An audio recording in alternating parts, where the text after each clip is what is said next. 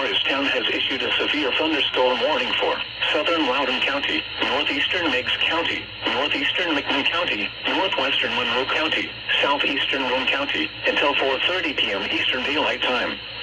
At 3:34 p.m. Eastern Daylight Time, severe thunderstorms were located along a line extending from near Kingston to near Fairview to 11 miles east of Spring City, moving southeast at 15 miles per hour.